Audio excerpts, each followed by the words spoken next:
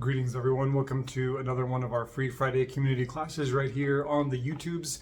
I post these classes each and every Friday, so make sure that you have subscribed and you'll get a little ding every time a free class goes live. I know it might seem a little early to be talking about grains in some places, but nonetheless, harvest season is upon us, and if you are not already bringing in some of the fruits of your gardening labors, you will be doing so soon. So in this class, we're going to get ready for that by talking about some botany, some folklore. We're going to talk about beer.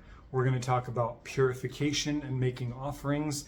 And of course, we will be talking about the concept of plenty through the magic of our grain allies. So first and foremost, what is grain? In this class, we're going to be focusing on cereal crops, right? Because when we talk about grains proper from the botanical standpoint, it's going to include all kinds of grasses, tons of legumes, all these different plants that not all of them are really accessible and not all of them carry the layers of folkloric magic that I want to focus on. So we're really looking at cereal crops, the ones that are really common when we think about grains. I'm going to give you a little list as we go on, and of course we'll talk about a couple of them today. So grains in that context are a number of grasses that bear fruit. That's right, fruit. Grains are a hard, dry fruit that make up not only the largest grown food type in the world, but also the largest source of energy from food that we as humans get from any other plant material. So they're really important to us, right? And part of that is that they have this self-preserving nature. They've got the hull and the angiosperm. And if you think about common grains, as we look at a list here in a second, you'll be like, oh, these are foods that I don't really think about rotting. They don't really think about them spoiling or going bad, because without much help from us, they preserve themselves. So we will be focusing there.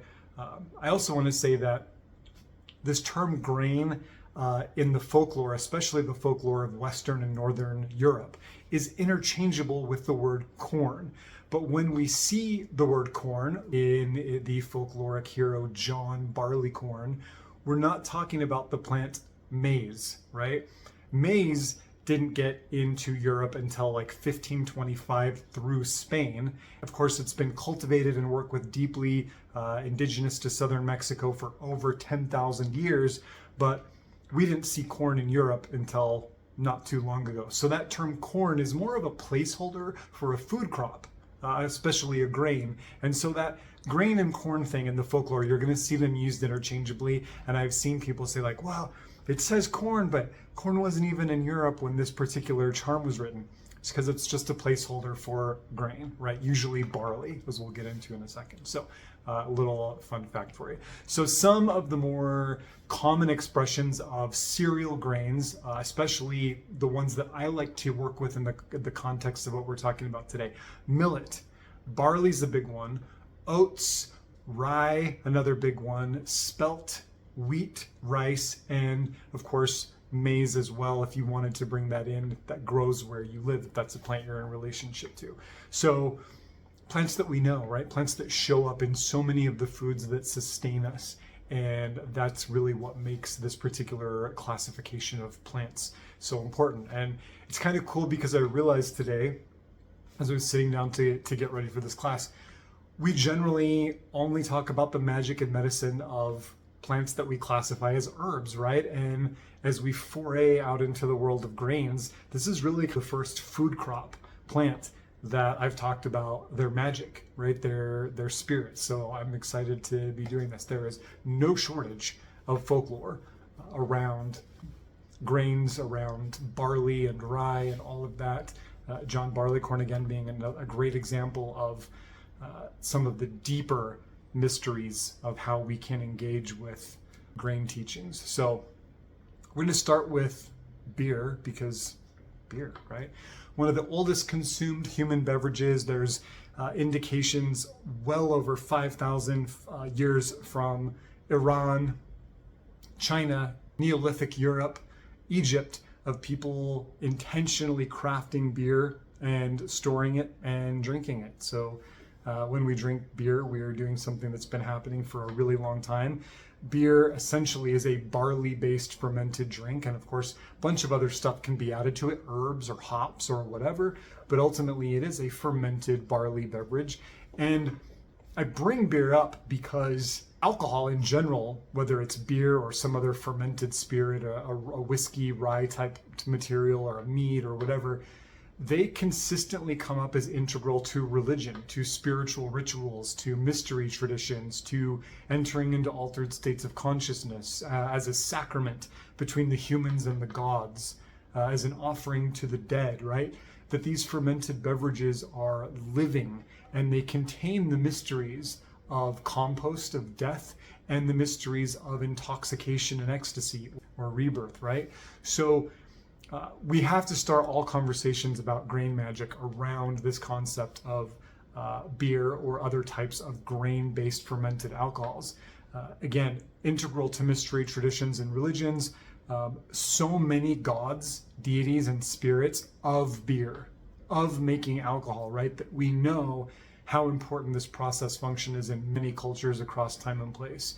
Also, beer is a really easy way, as is other forms of grain-based fermented drinks, of bringing grainy magic into meditation, into ritual, into healing. It doesn't have to be to the level of intoxication. It can be just enough to kind of lubricate the spirit, to quiet the body, to settle the mind, and all of that. And so just something to consider, you know.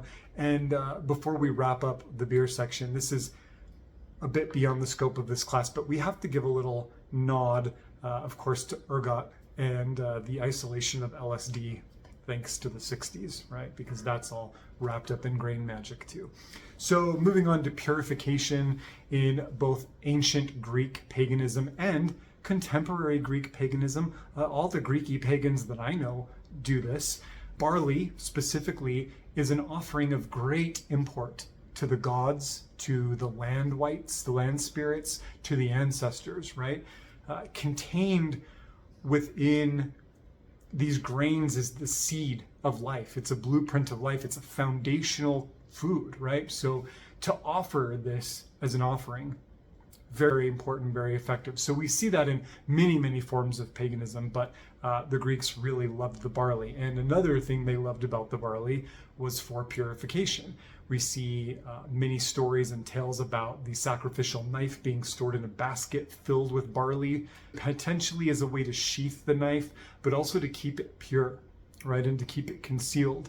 But we also see mention of barley pearls being strewn about a sacred space or cast over an altar as a way to purify it. And I think this is interesting because I've never personally really thought about grains as a purifying force. I think about them as nourishing, as related to the harvest, so abundance and plenty and reaping what we sow, but never purification. So I really had to sit with that and chew on it a little bit. And what I was sort of inspired by as I was connecting to barley is that, you know, when you drop your phone in water, the first thing you're supposed to do is go bury it in a pile of rice, right? And the rice will draw out the moisture from the phone. And so similarly, I think that if we cast grains that we're in relationship with over a sacred place, we can pray to the spirit of those plants to soak up the malefic, the miasma, the toxic energy of a place and hold on to it, and then go put them in the earth or cast them into a fire or whatever we do. So it's this absorbing, purifying energy, which I think is really interesting to both think about and to play with. Offering to the kindred, again, foundational. The fruit and the seed is blueprint for life, right?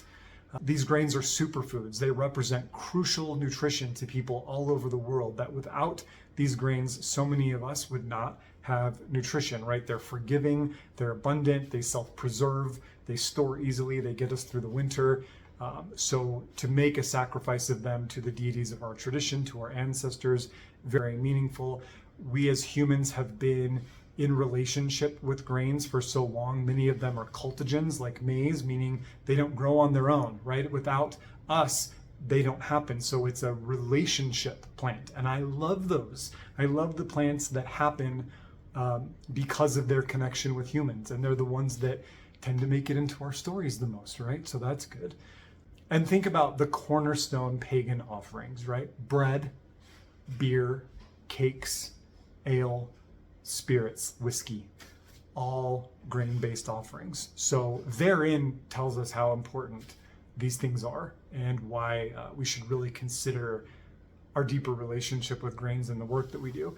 Lastly, I want to just mention plenty. When I use this word plenty, I favor it more than words like wealth or prosperity or abundance, because I think those words have been misused a lot, and they've been applied to excess rather than enoughness. They've been applied to pure materialism rather than having whatever one needs, right? So this concept of plenty still is a beautiful thing, because when we have plenty, we always have enough, right? So whatever it is you want to do, whatever it is you need, you have enough for that, right? And to me, that's a really beautiful, balanced way of looking at this. So these grains, all of them really being symbolic of plenty. They are the gift of nourishment from the land.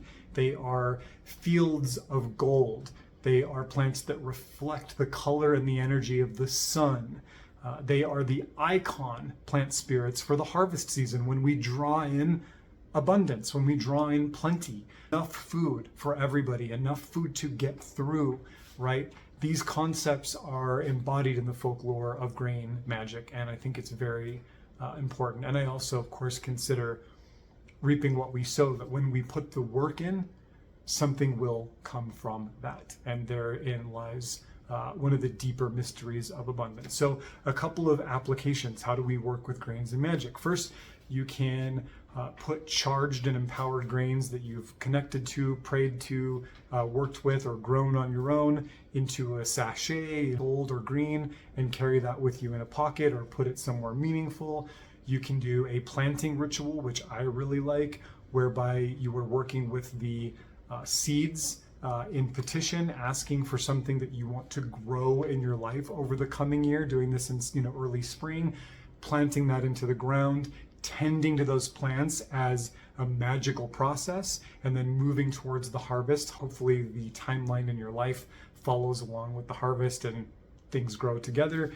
You could do a plenty jar with grains and coins and images of the sun and the cornucopia and whatever images represent abundance to you, and have that near a cash register or in a place of business, maybe keeping a gold candle on top and lighting that every day and connecting to the grain spirits to ask for help.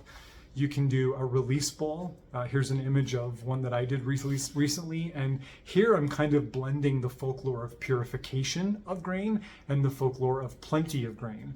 And what I'm doing is writing down my negative beliefs or my fears or actual things that are happening that are preventing my harvest. They're preventing me from having enough. I'm getting in the things that I'm doing to get in my own way, right? Maybe to sabotage my own crop, if you will. So I write all those things out and I tuck them down into the barley, praying to the barley spirit to purify the thought, purify the situation of its toxic implications, while also returning a blessing to me to fill that space with something more positive, with a better mental atmosphere. Another one, I'll show you a photo here. This is a grain candle working that I like to do, where I'm really just meditating on the life cycle of grain, because this is so wrapped up in so much folklore and is actually deeply connected to the patron deity that I work with. So I will meditate on the process of a grain growing, from sowing the seed, tending to it, the seed growing, ripening, getting to harvest, harvesting, processing, threshing, all the symbolism of that, basically from life to death, the mystery between death and life, and then those same seeds being sown again for rebirth, right? So there's a deep meditation in there. And you can apply this. I can do this meditation when I'm trying to find my way into something manifesting, right? So I'll work through the life cycle of a grain seed, meanwhile meditating on the seed being a metaphor for intention, and the tending to it for hard work, and growing to fruition for right mental atmosphere, and then reaping the rewards, right? Coming to fruition and getting what it is that I need. And then I'll generally bundle those grains up and carry them with me as a talisman, or keep them set on an altar that I'm working with, or sometimes even maybe sprinkling them around space or turning them into an incense for abundance. So just a few different ways that I like to work with grains in a more practical way. So hopefully some inspiration, help you look at grains in a different way, these plants that are so crucial to our existence, to our wellness, that carry and hold so many of our stories, our myths, our legends, our plant folklore. They're a very cool group of plants to get to know. So get to know them. With that, thank you so much for joining me. If you would like to come to any of my advanced classes, courses, monthly plant spirit journeys, all the details are down in the comment section below. See you next time.